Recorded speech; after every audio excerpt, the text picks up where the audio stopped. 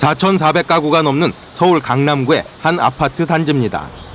지은 지 23년이 된 이 아파트의 주민들은 3년 전부터 재건축을 추진해오고 있습니다. 지난 9일 강남구청에 안전진단을 신청해놓고 결과를 기다리고 있지만 전망이 그리 밝지는 않습니다. 서울시가 재건축의 기준이 되는 안전진단을 강화하고 있기 때문입니다. 무분별한 재건축을 막기 위해서 현재 구청장의 권한으로 되어 있는 그 안전진단 사전평가를 서울시 권한으로 이관하도록 이렇게 개정을 추진하고 있습니다. 이에 따라 강남구와 송파구 등 재건축을 추진 중인 많은 아파트 단지들의 계획이 차질을 빚을 것으로 보입니다. 하지만 주민들은 재건축 의지를 꺾지 않고 있습니다. 서울시는 지난 3월부터 재건축 안전진단 평가단을 운영한 결과 92건의 의뢰 사례 중 재건축 평가를 받은 곳은 6건에 불과하다고 밝혔습니다. 구청이 서울시에 제출한 안전진단 결과 보고서도 31건 가운데 9건만이 적합 판정을 받았습니다. 서울시는 이처럼 안전에 문제가 없는 아파트에 재건축 신청이 많아 이를 방지하겠다는 입장입니다.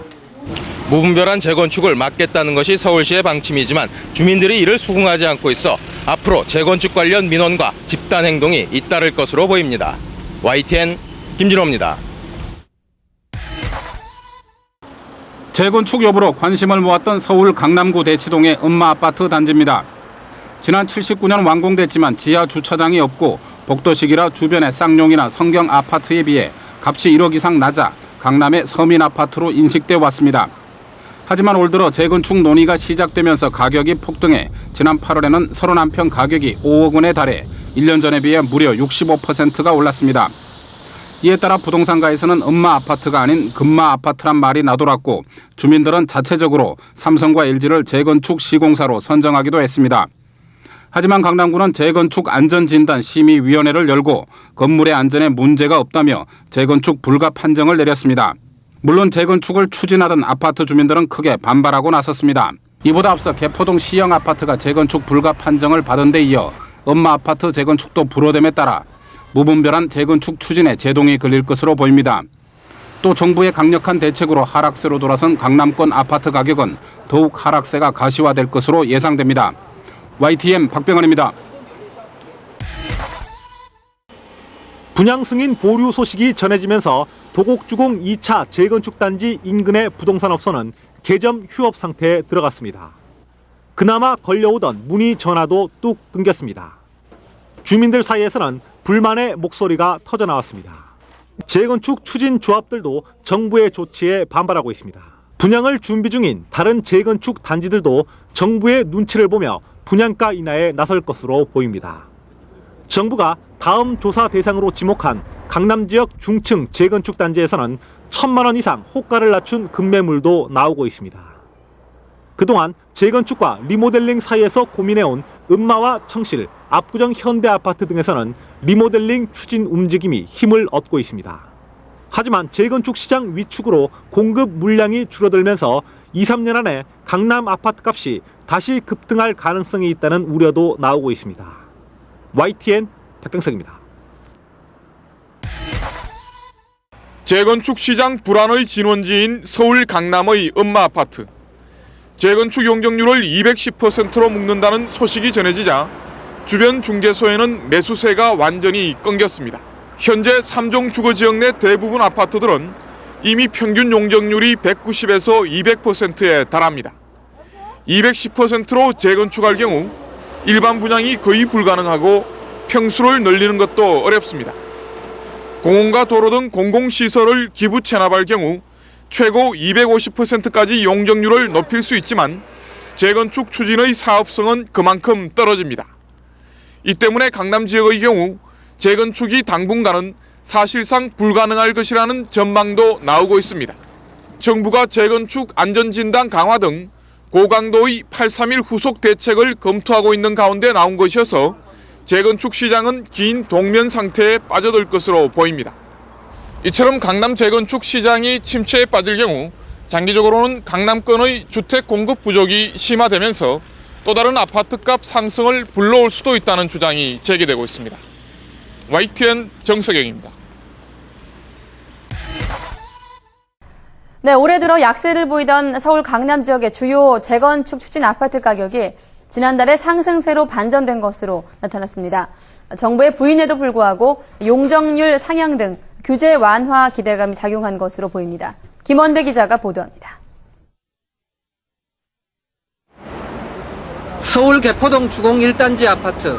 재건축을 추진하고 있는 이 아파트의 전용 면적 59제곱미터는 지난달에 12억 9천만 원에 거래됐습니다. 한 달 만에 1억 1천만 원이 오른 것입니다. 다른 면적의 아파트도 적게는 1천만 원에서 많게는 4, 5천만 원이 상승했습니다. 대치동 엄마 아파트도 한 달 사이에 전용 면적 77제곱미터의 경우 수천만 원이, 85제곱미터는 1억 원이 오른 것으로 나타났습니다. 올 들어 약세를 면치 못하던 강남 지역 재건축 아파트가 지난달에 상승세로 돌아선 것은 종부세를 회피하기 위한 급매물이 사라진 데다 재건축 규제가 완화된다는 소문이 돌았기 때문입니다. 서울 강남구청이 개포지구의 용적률을 조정하기 위한 용역을 발주했다는 사실이 알려지면서 5월 하순부터 강남 지역에는 규제 완화 기대감이 퍼지고 있습니다. 정부는 그러나 지난달 초 개포지구 용적률 조정은 단지 내 도로 부지 수용에 따른 보상 차원일 뿐이라며 규제 완화는 전혀 사실이 아니라고 쐐기를 박았습니다. 재건축 사유지를 갖다가 기반시설 용지로 뺏는 경우에는 같은 호수를 지어야 될 거 아닙니까? 같은 호수를 짓도록 해주려면 용적률을 올려준 수밖에 없거든요. 그래서 사실 재건축 자체는 이익이 전혀 없는 것입니다. 그러나 강남 재건축 시장은 정부의 말이 무색하게 상승세로 돌아서 앞으로의 귀추가 주목되고 있습니다. YTN 김원배입니다. 안전진단 규제 완화와 층수 완화 등으로 서울 대치동 은마아파트 등 강남권 재건축 대상 아파트의 사업 추진에 탄력이 붙을 것으로 기대되고 있습니다. 하지만 재건축 아파트의 경우 실수요보다는 투자 수요가 거래를 이끄는 만큼 금융 규제 등이 막혀 있어서인지 아직까지 관망세를 보이고 있습니다. 강태욱 기자가 취재했습니다. 서울 강남 재건축 시장의 풍향계 역할을 하는 대치동 은마아파트입니다. 4,400여 가구의 대단지로 그동안 두 차례나 안전진단을 통과하지 못해 재건축 추진이 답보 상태입니다. 3,900여 가구의 잠실동 주공 5단지도 세 차례나 탈락해 사업 추진이 사실상 중단됐습니다. 하지만 정부의 재건축 규제 완화 대책에 안전진단 절차 간소화가 포함되면서 재건축 사업 추진 기대감이 높아지고 있습니다. 개발이익 환수라든지 상한제 제도가 그대로 남아있기 때문에 이번 대책의 효과는 반짝 장세에 그칠 것으로 예상이 됩니다. 실제로 이들 아파트들은 매물이 들어가고 호가가 올라가는 양상을 보이고 있습니다. 잠실 주공 5단지의 112제곱미터는 호가가 10억 8천만 원에서 11억 원으로 오르는 등 2, 3천만 원 올랐습니다. 하지만 고금리에다 금융규제가 여전해 투자 측면이 강한 재건축 수요가 이를 받치지 못해 실제 거래는 이루어지지 않고 있습니다. 지금 시장에 미치는 영향은 좀 미미한 것 같습니다. 그래서 전에와 같이 마찬가지로 매수를 하겠다 그러던가 전화가 좀 늘어난다든가 그런 경우도 없고 일단은 좀 지켜봐야 될 것 같습니다. 여기에 정부가 또 추가 대책을 내놓을 것이란 기대감으로 매수 의도가 있어도 거래를 꺼리기 때문에 정부가 의도한 본격적인 거래 활성화는 당분간 쉽지 않다는 지적입니다. YTN 강태욱입니다. 정부가 어제 14조 원을 추가로 푸는 경기 부양 대책을 발표했습니다. 가장 눈길을 끈 내용이 재건축 규제를 완화한 것입니다. 재건축 시장에 일단 숨통이 트일 것으로 보이지만 주변 시세가 워낙 떨어져 있어서 장기적인 효과를 볼 수 있을지는 미지수입니다. 배성준 기자입니다. 재건축 시장이 급변할 때마다 바로미터가 되어왔던 강남의 은마아파트. 이번 재건축 완화 정책으로 사업 추진에 숨통이 트였습니다. 소형 평형 의무 비율이 완화됐고 용적률도 높아져 재건축을 했을 때 기존 평형보다 작아지는 세대가 없어지기 때문입니다. 주민들한테는 상당한 희소식이 됩니다. 또 기대가 되고요. 하지만 이제 거래에 있어서는 조금 더 지켜봐야 될 것 같습니다. 이번 정책으로 강남구와 서초, 송파구 등의 중고층 재건축의 사업 추진은 조금이나마 탄력을 받을 것으로 보입니다. 하지만 과연 기대하는 만큼 재건축 아파트의 거래가 활성화될지는 의문입니다. 주변 시세에 민감하게 반응하는 재건축 시장의 특성을 고려하면 효과는 크지 않을 것으로 분석됩니다. 이미 주변 아파트 시세가 많게는 30% 이상 떨어져 있기 때문에 재건축을 해봐야 이익보다는 오히려 들어가는 돈이 더 많다는 계산이 나오기 때문입니다. 재건축 규제 완화가 이 전반적인 가격 불안이나 경기 상승으로 연결되기는 좀 역부족일 것으로 보입니다. 재건축 거래를 활성화시켜서 부동산 시장의 경기를 살리겠다는 발상 자체가 무리라는 시각도 있습니다. 거시경제가 악화하고 또 가계부채도 지금 심각한 상황이기 때문에 전반적인 시세 상승으로 이어지기는 역부족인 것 같습니다. 결국 이번 재건축 완화 조치는 금융시장에서 시작된 신용 경색과 얼어붙은 소비 심리가 얼마나 풀리느냐에 따라 그 효과도 좌우될 것으로 보입니다. YTN 배성준입니다. 서울 대치동 음마아파트의 재건축을 위한 정밀 안전진단 결정이 내려졌습니다. 내년 1월이면 재건축 여부가 결정될 예정인데 이를 계기로 강남 재건축 시장이 다시 활기를 띨 조짐을 보이고 있습니다. 류환웅 기자의 보도입니다. 잠실 주공 5단지와 함께 강남 재건축의 양대 산맥으로 불리는 대치동 은마아파트. 은마아파트는 과거에 예비 안전진단 단계에서만 3차례나 고배를 마셨지만 이번에 안전진단 주체가 강남구청으로 바뀌면서 안전진단 결정을 받아냈습니다. 은마아파트의 안전진단 결정으로 잠실 주공 5단지의 안전진단 절차도 빠르게 진행될 가능성이 커졌습니다. 이처럼 강남 대규모 단지에서 재건축 시동이 걸리면서 강남 부동산 시장이 꿈틀대기 시작했습니다. 현재 매물로 내놓았던 물건을 거둬들이고 매매를 미루겠다는 집주인들이 부쩍 늘었습니다. 또 강남 노른자 위 땅의 재건축 추진은 노후 아파트의 가격 상승으로 이어질 조짐을 나타내고 있습니다. 부동산 업계는 재건축 기대감이 커지면서 호가가 다소 상승할 수 있을 것으로 예상하고 있습니다. 또 재건축이 한꺼번에 추진될 경우 아파트 철거로 전세 가격이 오르게 되고 전세 가격이 다시 집값을 밀어올릴 가능성도 있습니다. 그러나 재건축 기대감이 이미 가격에 반영된 데다 용적률을 늘리는 데 한계가 있기 때문에 집값 상승은 제한적일 것이라는 반론도 제기되고 있습니다. YTN 유환홍입니다. 서울 강남 지역 재건축 아파트를 대표하는 음마아파트의 조건부 재건축이 허용됐지만 실제 거래는 거의 이루어지지 않고 있습니다. 전체 재건축 시장에 대한 영향도 미미한 것으로 나타났습니다. 보도에 이병식 기자입니다.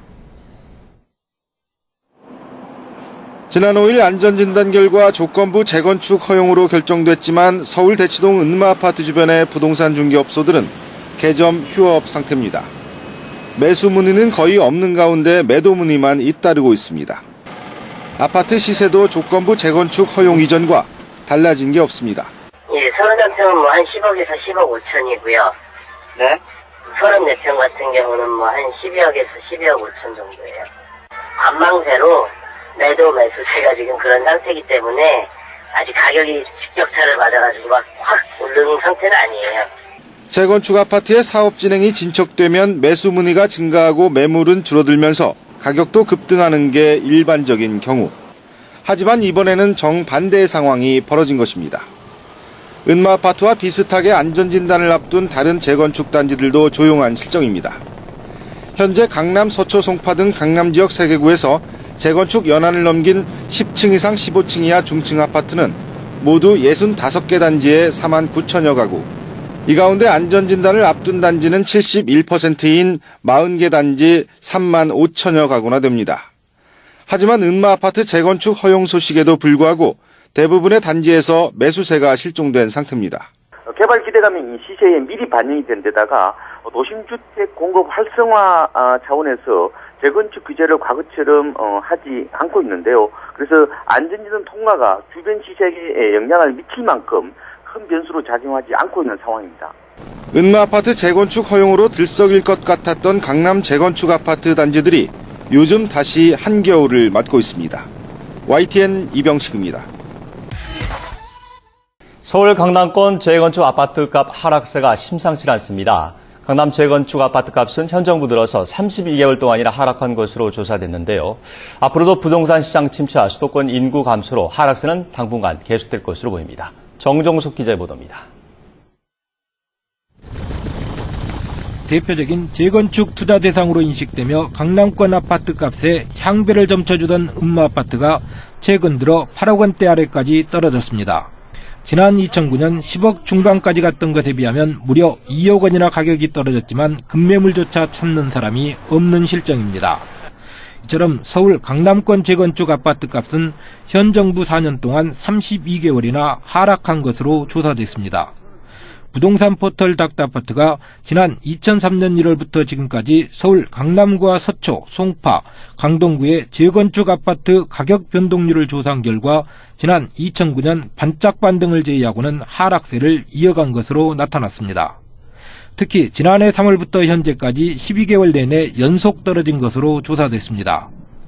최근 1년 동안 강남권 재건축 아파트 값은 평균 7.63% 내렸고 강남구가 10.83, 강동구가 9.46, 송파구가 7.92, 서초구가 3.36% 순으로 떨어졌습니다. 현 정부 들어 총부채 상환비율 완화 등 무려 9차례나 부동산 대책을 내놓았으나 강남권 재건축 아파트 값의 하락세는 멈추지 않고 있습니다. 한동안 뜨겁게 달아올랐던 강남권 부동산 시장이 경기 불황으로 침체하면서 집값 상승 기대감이 낮아졌기 때문인 것으로 분석됩니다. 여기에다 수도권 인구 감소세와 고령화 진행 등 근본적인 인구 구조의 변화도 재건축 아파트에 대한 전망을 어둡게 하고 있습니다. YTN 정종석입니다. 정부가 재건축 이익 환수제와 소형주택 의무 공급 비율을 없애기로 방침을 정하면서 강남권 부동산은 벌써부터 들썩이고 있습니다. 하지만 강북권에는 별다른 영향이 없는 데다 국회 통과가 쉽지 않을 것으로 보여서 효과가 제한적이라는 우려도 나오고 있습니다. 이승윤 기자가 현장에 다녀왔습니다. 서울 대치동 음마아파트. 정부의 재건축 이익 환수제와 소형주택 의무 공급 비율 폐지 방침을 적극 환영하고 나섰습니다. 재건축 이후 집값이 3억 원 오를 경우 1억 원을 초과 이익 부담금으로 내는 부담을 덜게 됐기 때문입니다. 102제곱미터 소유한 사람이 84제곱미터로 갈 우려까지 했었는데 그런 게 이제 완화됨으로 인해서 재건축 활성화에 많은 도움이 될 것 같습니다. 호가도 벌써 들썩이고 있습니다.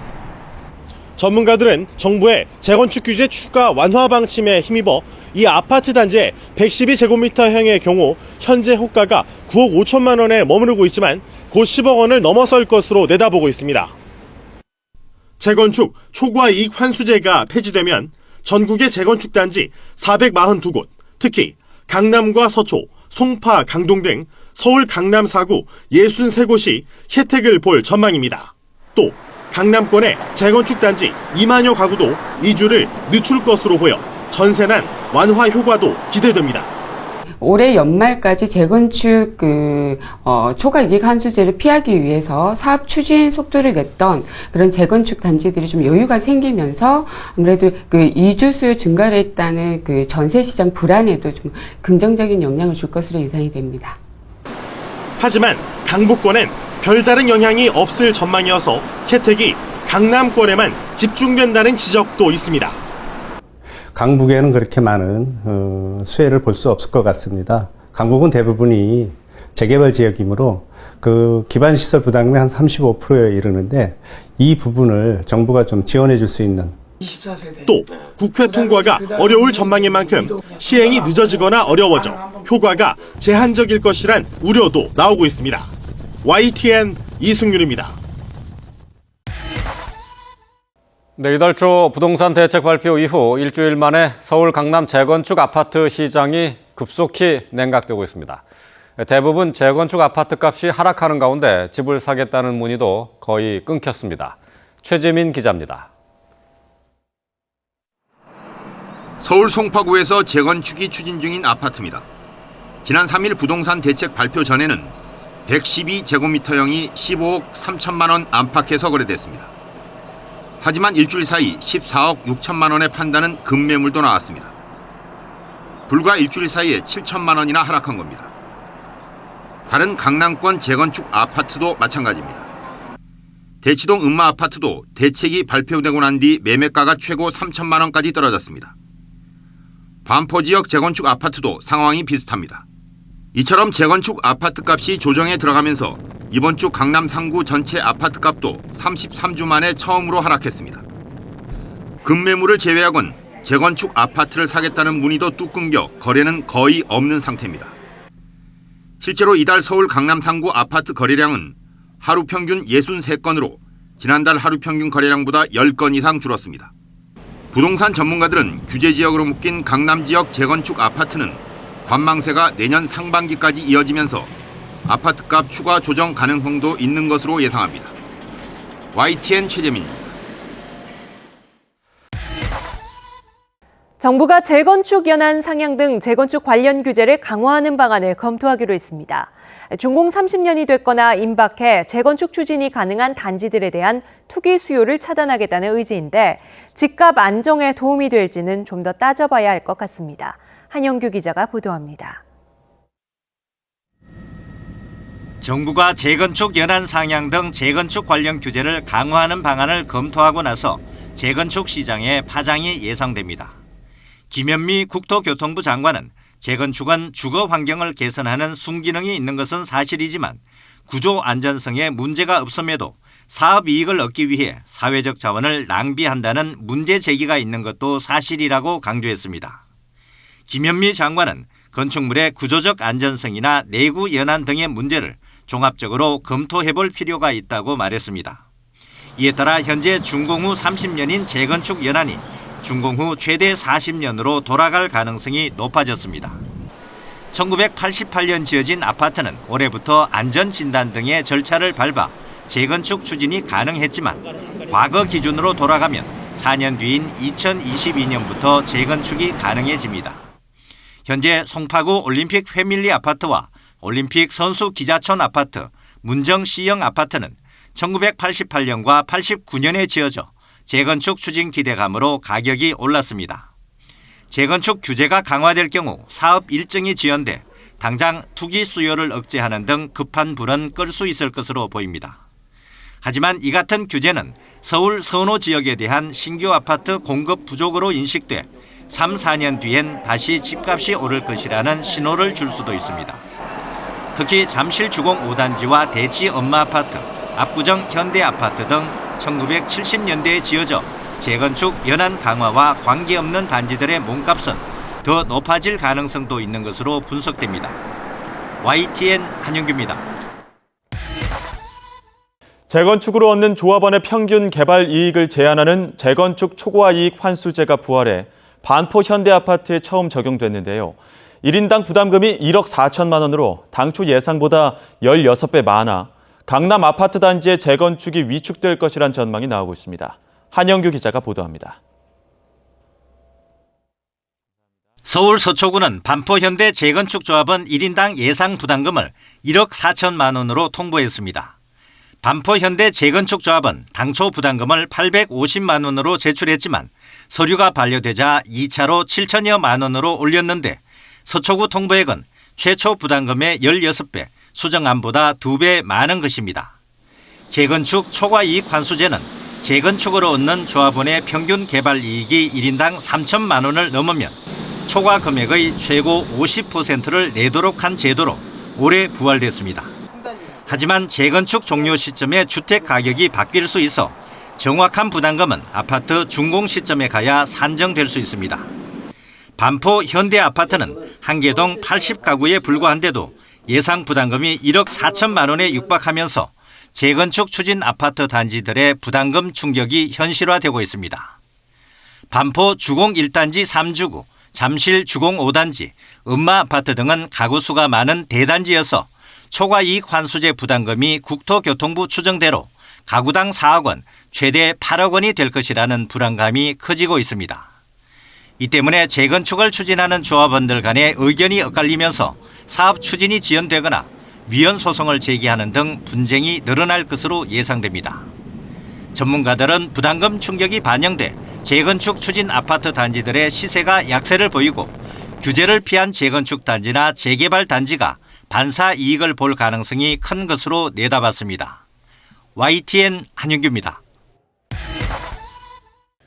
공사 자재값이 일제히 급등하면서 공사 현장에 차질이 빚어질 수 있다는 우려가 커지고 있습니다.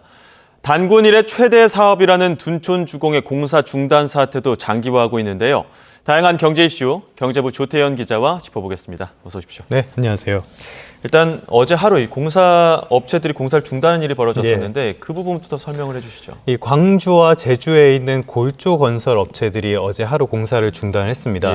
이들의 주장을 들어보면요, 지금 원자재 값, 그러니까 자재값이 너무 많이 올랐고 거기다 인건비도 올라서 이 기업들이 줄도산에 처했다. 그러니까 단가를 올려달라는 요구였습니다. 그래서 원래는 무기한으로 공사를 중단하기로 이야기를 했었는데요. 어제 광주시에서 이것과 관련해서 중재 자리를 만들었습니다. 여기에 건설사들도 참석을 했는데 건설사들이 단가를 올려달라는 요구가 있으면 적극적으로 검토를 하겠다. 그러니까 요구사항을 사실상 수용을 했습니다. 그러면서 이 골조 업체들이 오늘부터 공사를 재개를 했는데요. 골조라고 하면은 건물의 뼈대를 만드는 작업이기 때문에 골조 건설이 중단이 되면 사실상 건설은 모두 다 중단된다. 이렇게 볼 수 있겠습니다. 이런 골조 같은 게 철근, 콘크리트 이런 것들인데 이런 거 말고도 공사 자재 가격이 급등하는 추세라고요? 맞습니다. 지금 제일 큰 문제가 공사에 들어가는 그런 자재값들이 전방위적으로 오르고 있다. 이 점을 들 수 있겠어요. 가장 대표적인 것은 최근에 시멘트 대란이라는 말 많이 들어보셨을 텐데 이 시멘트는 언제나 공사의 핵심 자재입니다. 시멘트의 사용은 아주 옛날부터 이어졌던 걸로 지금 보이는데요. 백제 그 계로왕 때 만들었던 몽촌토성, 그걸 보면요, 증토축성이라는 표현이 나옵니다. 사료에. 흙을 쪄가지고 성을 만들었다는 건데 지금 오늘날의 관점에서는 이거를 시멘트 공법의 하나다 이렇게 보고 있거든요. 이렇게 오래됐고 핵심적인 재료인데 이 가격이 지금 보시는 것처럼 아주 빠르게 오르고 있습니다. 이 빠르게 오르는 원인을 보면은 우리나라 시멘트 업체들이 대부분 강원도에 있습니다. 그러다 보니까 물류적인 장점이 있어가지고 러시아산 유연탄을 주로 사왔어요. 원료가 되는 유연탄을요. 근데 이 러시아의 우크라이나 침공 사태가 터지면서 유연탄 가격이 오르고 있습니다. 수급도 좀 원활하지가 않다고 하고요. 그러면서 시멘트 가격이 오르게 되니까 이것도 공사 현장에 좀 차질이 빚어지고 있고요. 그리고 철근 같은 것들도 가격이 올랐고 나머지 뭐 내장재 이런 것들까지 다 올랐기 때문에 공사에 들어가는 모든 자재값이 올랐다. 지금 상황은 좀 그렇게 보셔도 되겠습니다. 그 공사에 들어가는 그 모든 자재, 건축 자재가 건설비의 상당 부분을 차지할 텐데 그렇죠. 그러다 보니까 분양가도 함께 끌어올리는 거 아니냐 이런 우려까지 나오더라고요. 이게 날이 추울 때는 공사를 하기가 어려워요. 그래서 뭐 양생 같은 것도 어렵고 하기 때문에 지금같이 이게 날이 좀 따뜻해졌을 때가 공사의 성수기라고 볼 수 있거든요. 근데 말씀하신 것처럼 공사비가 오른다, 자재값이 오른다는 거는 상품으로 쳤을 때는 원가가 오른다는 뜻입니다. 원가가 오르면은 상품값도 오르게 되겠죠. 그러니까 공사비가 오르면 분양가도 오르게 된다. 이렇게 볼 수 있겠습니다.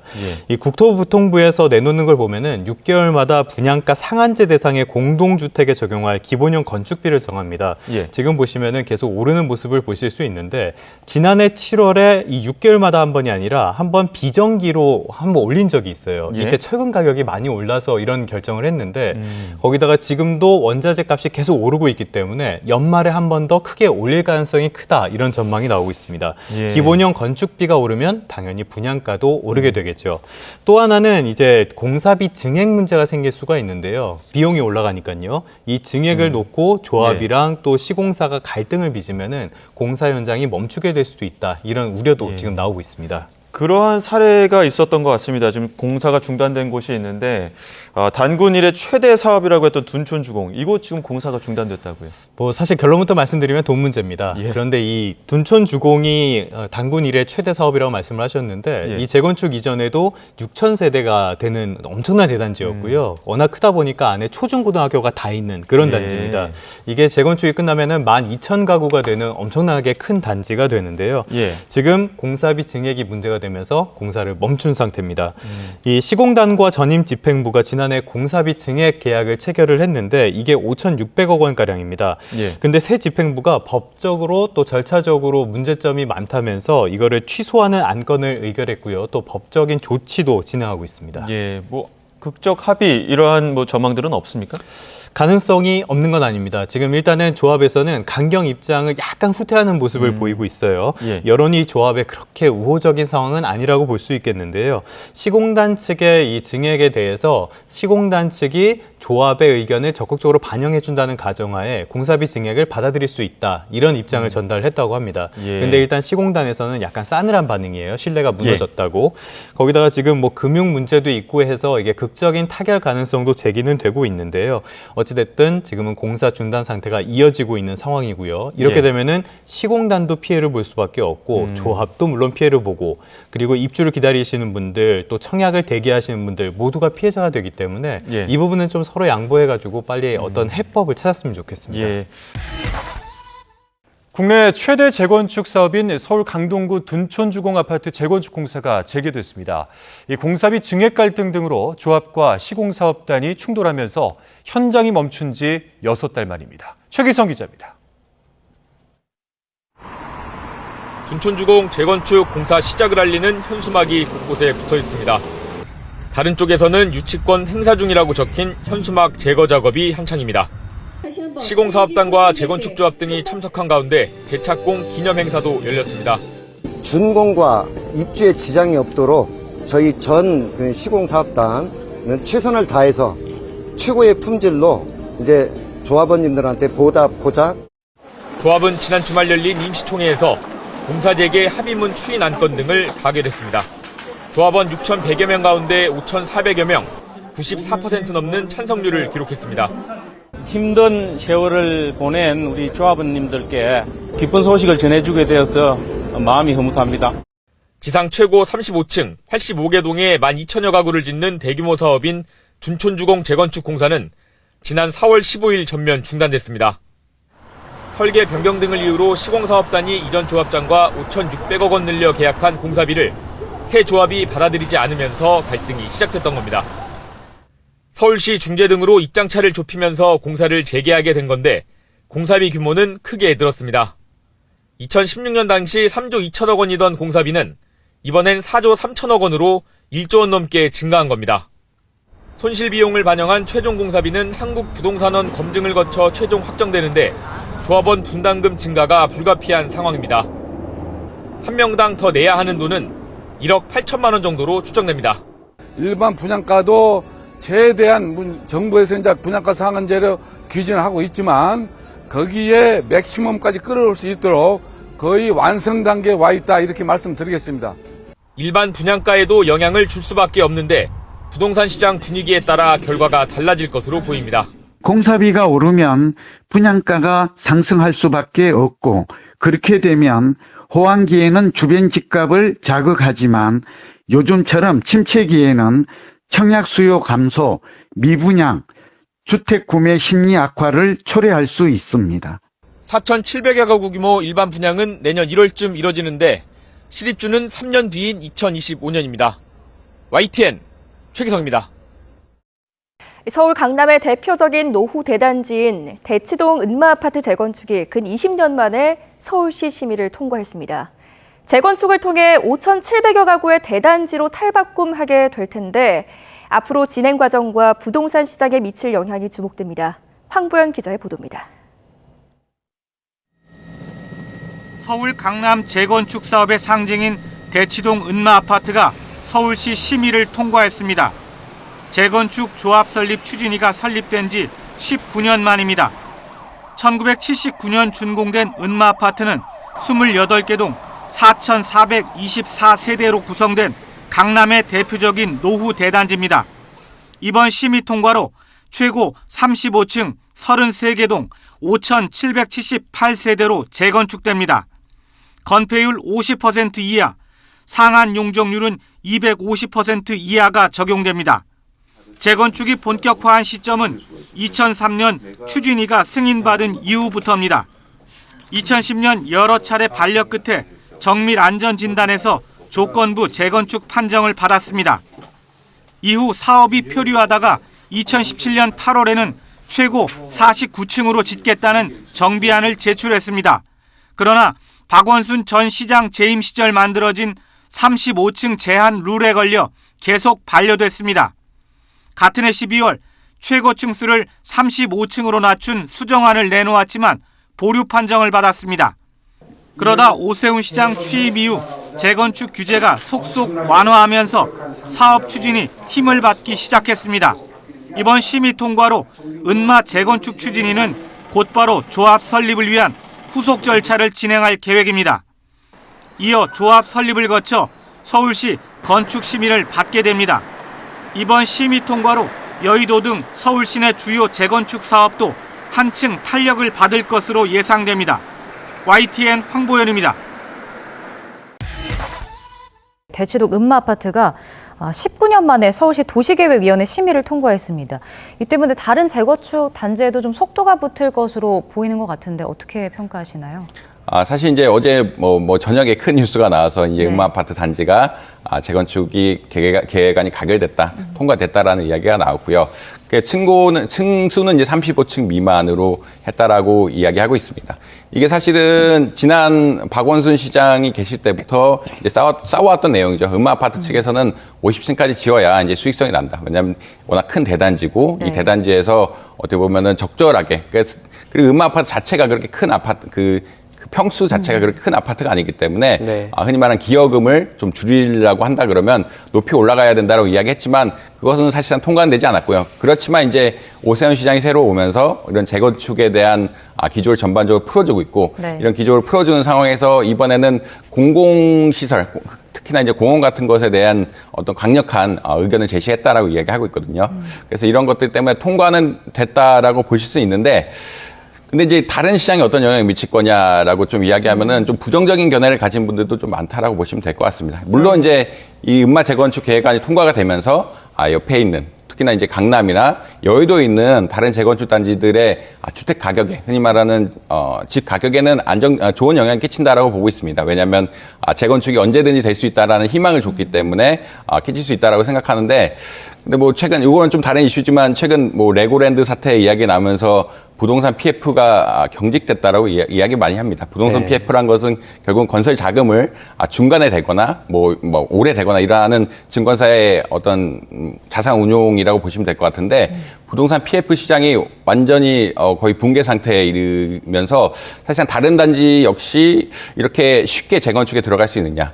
특히 인플레이션도 문제가 되는 상황인데 인플레이션이란 것은 흔히 말 원자재 가격 상승을 유도하고요. 임금 상승을 유도하고 그렇다면 건축비 상승 역시 동일하게 유도할 수밖에 없기 때문에 건축비가 상승하고 자본 조달은 지금 거의 최악의 상황으로 가고 있다라고 많이 이야기하거든요. 그 레고랜드 사태 때문에 부동산 PF가 거의 중단된 상황이라 자본시장은 거의 최악의 상황이라고 볼 수 있다고 보고 있기 때문에 결국 단기간에 뭐 재건축 호재가 생길 것이다라는 것은 조금 기대하기 어렵다라고 보시면 될 것 같습니다. 그래서 요약해서 말씀드리자면은 결국은 이 재개발 단지들에 대한 어떤 하방 저지선은 이번 계획을 통해서 조금 보강이 된 거라고 볼 수 있겠지만 이게 진짜 뭐 재개발이 빠르게 된다든지 속도를 붙여서 나갈 거다라고 생각하기에는 시장 상황이 너무 안 좋다라고 아마 이해하시면 될 것 같습니다.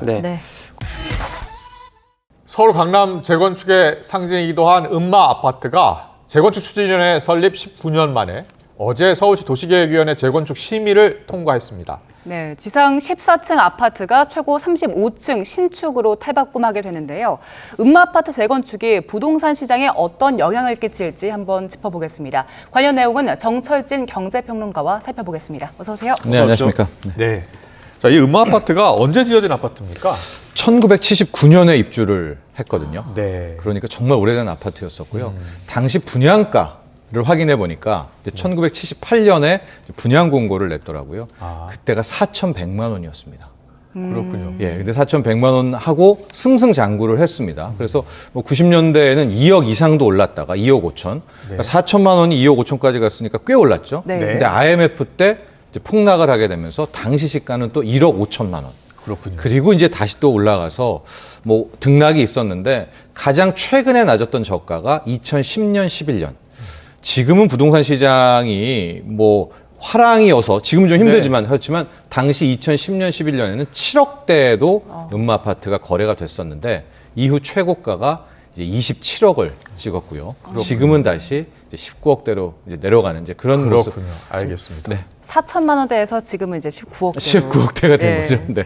지금 14층인데 이제 앞으로 35층까지 올라간다는 거잖아요. 네. 이게 재건축이 되면 구체적으로 어떻게 바뀌게 되죠? 일단 모습을 한번 볼까요? 최고 35층입니다. 이 35층은 박원순 시장이 있었을 때 예. 그때 당시에는 49층을 넣었다가 수정했던 안이었었거든요. 35층이고 한 10개 동 정도, 그러니까 28개인데 33개 동 정도로 늘어나게 되고요. 현재 세대 수가 4,400세대 정도인데 지금 한 5,700세대 정도가 늘어납니다.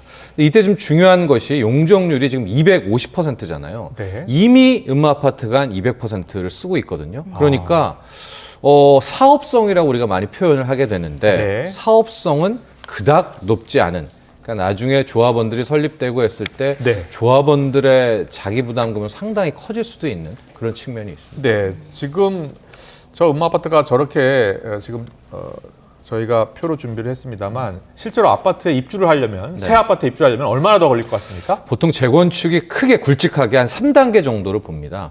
첫 번째 단계가 정비 계획안이 통과되는, 그러니까 이번에 음마아파트가 드디어 1단계를 통과를 하게 된 거고요. 예. 이제 앞으로 쭉 추진을 하다가 정말 중요한 이슈가 조합을 설립하고 조합 설립 인가를 받아야 됩니다. 네. 그럼 이제 그 조합을 가지고 다시 추진을 해서 이제 막 분양하고 쭉쭉 하는 게 관리 계획 처분인가.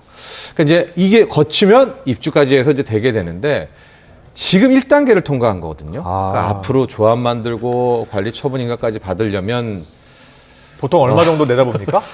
뭐 이것까지 따지면 뭐 부동산 경기에 따라 다르겠지만 입주가 한 10년 정도는 10년 뒤에요? 네, 더 걸릴 것 같습니다. 네. 지금이 이제 1단계를 통과한 건데 맞습니다. 사실 그동안에도 곡절이 상당히 많았잖아요. 왜 이렇게 네. 어려웠던 거죠? 아주 기본적으로는요, 음마아파트가 갖고 있는 상징성 때문에 좀 과도한 규제를 받았던 것도 사실입니다. 왜냐하면 우리나라 부동산 집값 구조가 항상 강남 재건축에서부터 시작이 되고 네. 거기에 바로미터 상징 아이콘이 음마아파트였기 때문에 예. 그동안 많이 좀 규제를 받았었는데 재건축의 뭐 역사 흐름을 좀 보면은 처음에 1998년에 음마아파트 주민들이 뭐 재건축 하자라는 움직임이 있었다고 해요.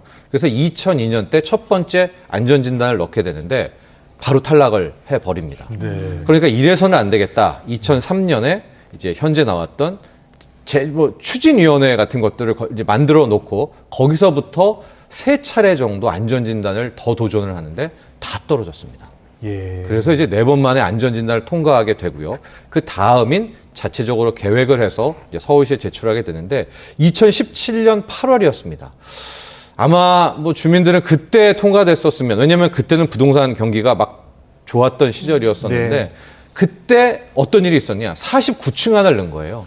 근데 박원순 시장이 35층 고도 제한을 했기 때문에 예. 그 안도 무산이 됐고 이후에 35층 안으로 다시 넣고 이제 시장이 바뀌지 않았습니까? 오세훈 시장 오게 되고 이제 통과가 되게 되는 정말 지난한 우여곡절의 재건축 1단계 통과였다, 이렇게 볼 수 있겠습니다. 최근에 여의도 시민 아파트 개발은 층수 제한이 상당히 풀릴 것으로 네. 이렇게 보도가 됐잖아요. 예. 근데 여기는 굉장히 제한을 하네요. 그렇죠. 아마 뭐 주민들과 여러 가지 전략이 있었겠죠. 네. 이렇게 해야 통과되겠구나라는 어떤 그런 많은 자체적으로의 전략과 보관이 있었을 것 같고요.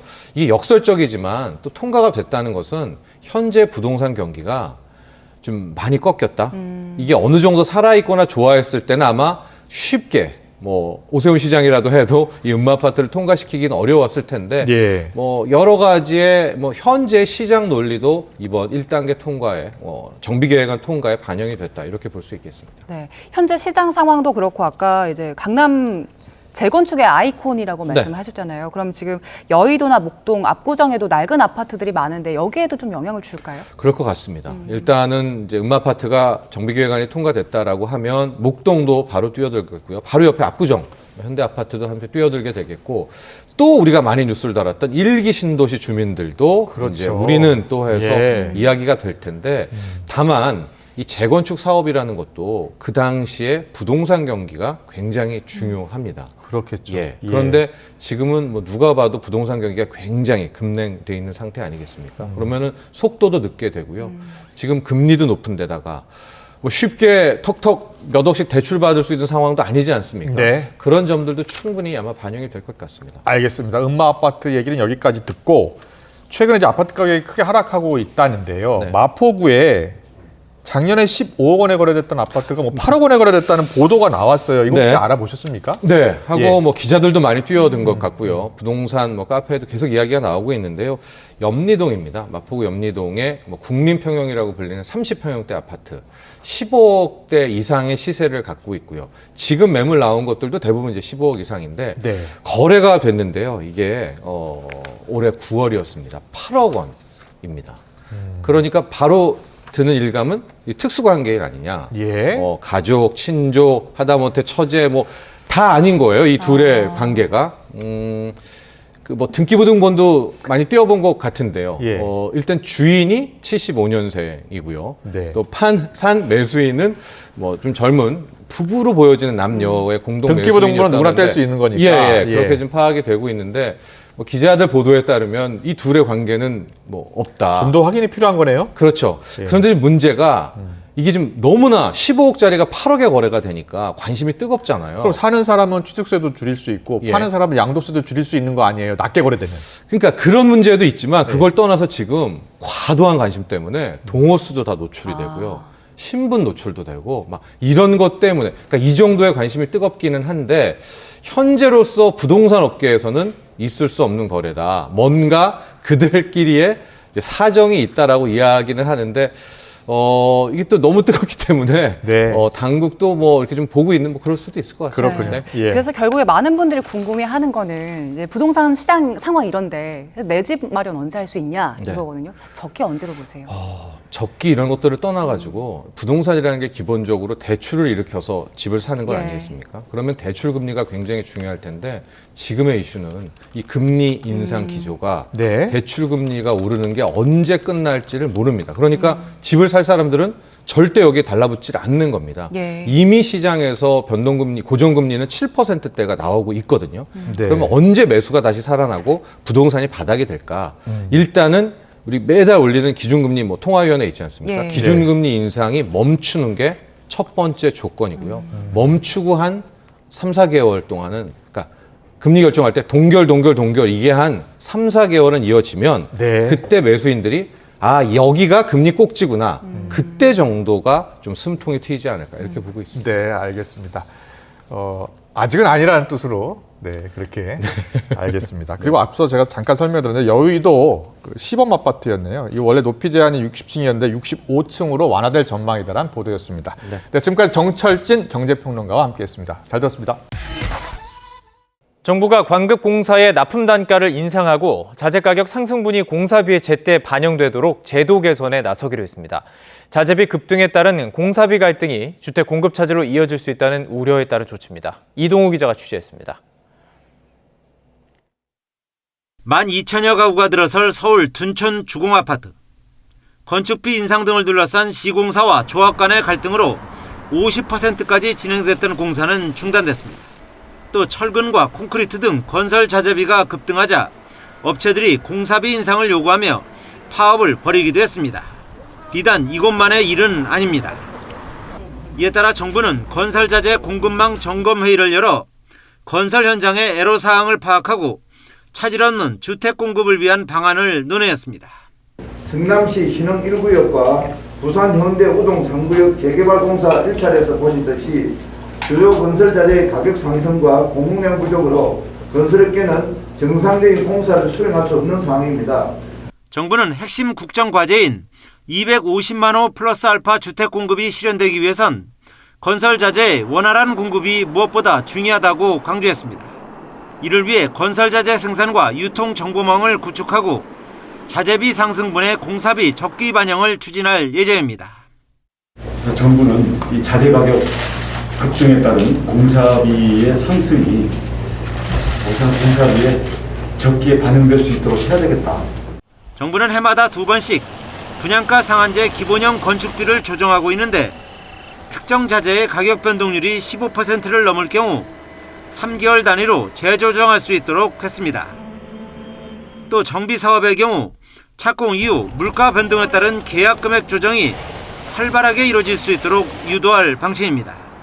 하지만 전문가들은 이번 조치에 따라 공공공사는 물론 민간 아파트 분양가 상승도 불가피할 것으로 전망하고 있습니다. YTN 이동호입니다. 네, 정부가 오늘부터 분양가 상한제 아파트의 분양가 산정 기준인 기본형 건축비를 인상했습니다. 2달 전 1.5% 올린 데 이어 2.5% 또 올린 건데 앞으로 분양가에 어떤 영향을 줄지 관심이 쏠립니다. 최기성 기자가 취재했습니다.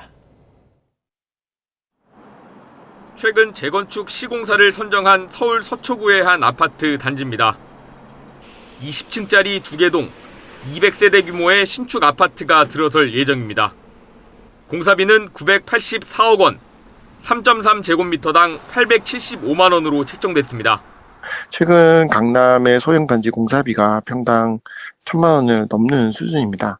원자재 가격 상승이라든가 최고급 사양을 적용하는 하이엔드 상품이라는 점을 감안하면 평당 875만 원은 그렇게 높은 공사비는 아닌 것으로 생각됩니다. 지난해 서울 재건축 재개발 아파트 13곳의 3.3제곱미터당 평균 공사비 578만 원을 크게 웃돕니다. 이런 상황에서 국토부는 기본형 건축비를 2달 만에 또 올렸습니다. 1제곱미터당 건축비 상한 금액을 기존 185만 7천 원에서 190만 4천 원으로 조정한 겁니다. 합판 거푸집과 전력 케이블 같은 자재값과 인건비가 각각 많게는 12%와 5% 오른 걸 반영했습니다. 정부가 지난 7월에 이어 기본형 건축비를 추가로 인상하면서 공사비와 분양가에도 영향을 줄 것으로 보입니다.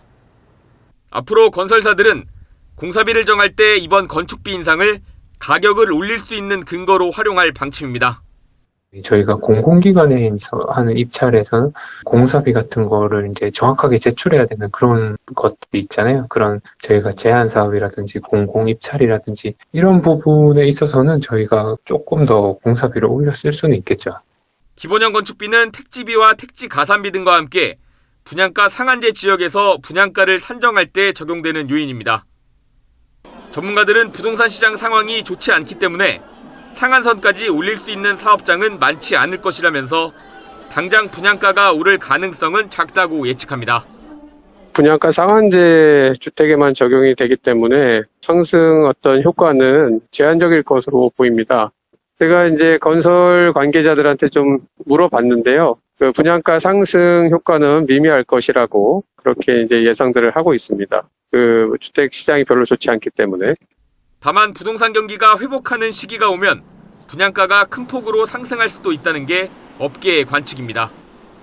YTN 최기성입니다. 잇따른 기준금리 인상과 경기 침체 우려로 집값이 연일 하락하는 가운데 거래도 잘 이루어지지 않으면서 부동산 빙하기가 다가온 분위기입니다. 금융위기 때와 같은 부동산 붕괴가 우려된다며 부동산 규제 완화를 서둘러야 한다는 주장도 제기됩니다. 이동우 기자입니다. 지난 2019년 말 입주한 서울 동작구 흑석동의 대장주 아파트인 아크로 리버하이. 전용 면적 84제곱미터가 지난 2월 25억 4천만 원에 팔렸는데 최근 18억 5천만 원에 거래됐습니다. 7억 원 가까이 급락한 것입니다. 현재 금매는 18억 원에도 나와 있습니다. 얼음땡. 사람들이 움직임이 전혀 없습니다.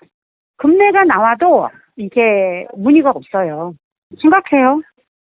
이 밖에도 잠실과 고덕동, 옥수동 등 서울은 물론 세종시와 인천, 송도, 경기, 인덕원 등에서도 수억 원씩 아파트 값이 급락하고 있습니다. 이달 2주차 전국과 수도권 집값은 2012년 통계 작성 이래 가장 큰 폭으로 서울은 10년 1개월 만에 최대폭 하락했습니다. 서울 아파트 전세가도 3년 8개월 만에 최대 낙폭을 기록했습니다. 한국은행 총재마저 집값 내린세가 당분간 이어질 것으로 전망합니다. 그리고 앞으로 금리가 더 이렇게 올라갔기 때문에 더 추가적으로 하락할 가능성이 있고요. 한편으로 보면 이게 부동산 가격이 떨어지기 때문에 빚을 내서 사실 많은 국민들이 고통스러운 것은 사실입니다. 금리가 다른 변수를 압도할 정도로 막강한 영향을 미치고 있는데요.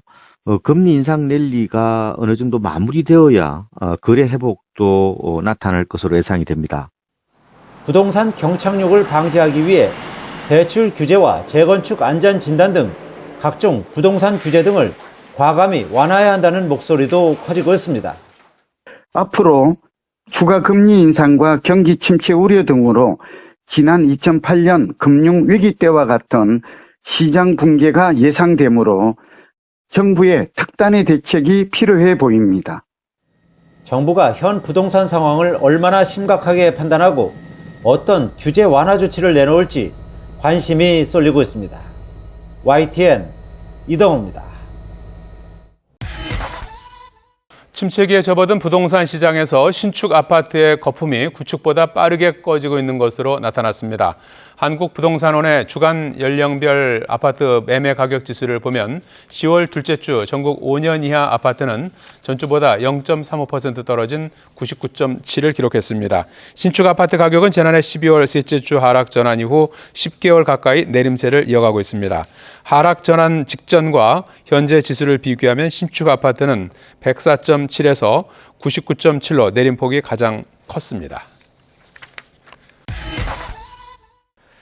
올해 들어 가계대출 가운데 신용대출의 중도 상환이 급증한 것으로 나타났습니다.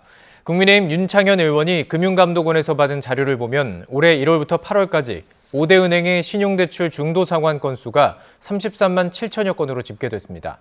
지난해 신용대출 중도 상환 건수가 34만 건이었던 것과 비교하면 8개월 만에 지난해 전체와 비슷한 규모로 중도 상환이 이뤄진 것입니다. 올해 들어서 8월까지 전국과 수도권 아파트 실거래가 지수 하락률이 역대 최대를 기록했습니다. 서울 아파트 실거래가 지수도 2달 연속 하락하며 1월에서 8월 누적 하락률이 2006년 실거래가 조사 시작 이후 가장 컸습니다.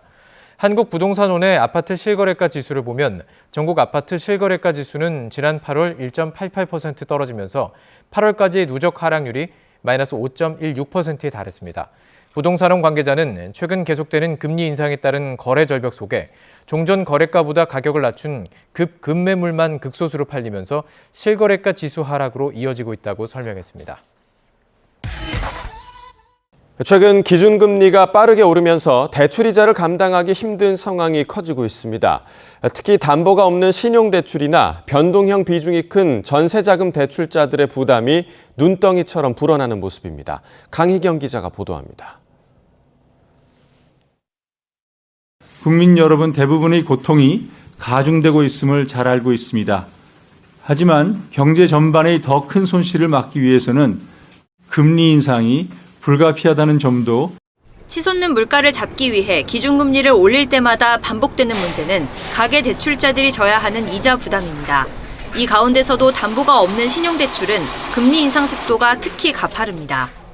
이미 지난 8월 시중은행의 신용대출 가중평균금리는 6.24%를 기록했습니다. 2013년 7월 이후 가장 높은 수준입니다. 문제는 앞으로입니다. 현재 주요 4대 시중은행의 내부 1등급 기준 신용대출 금리 상단은 7%에 육박합니다. 고신용자가 대출을 받으려 해도 조만간 5%대는 자취를 감출 가능성이 큽니다. 직장인들이 돈이 급할 때 많이 사용을 하는데 금리가 7, 8%까지 오른 상황이라서 급한 돈이 필요할 때 어떻게 해야 될지 걱정입니다. 무섭게 오르는 금리에 신용대출 상환액은 빠른 속도로 줄고 있습니다. 신용대출을 포함한 기타 대출은 지난달 2조 1천억 원 감소해 9월 기준으로 가장 크게 줄었고 지난해 12월 이후 줄곧 내리막입니다. 전세자금 대출도 상황이 좋지 않긴 마찬가지입니다. 금융감독원 자료를 보면 은행권 전세자금 대출 잔액 가운데 무려 94%가 변동금리형으로 집계됐습니다. 실거주 목적으로 대출을 받았지만 불어나는 이자를 고스란히 감당해야 하는 상황인 겁니다.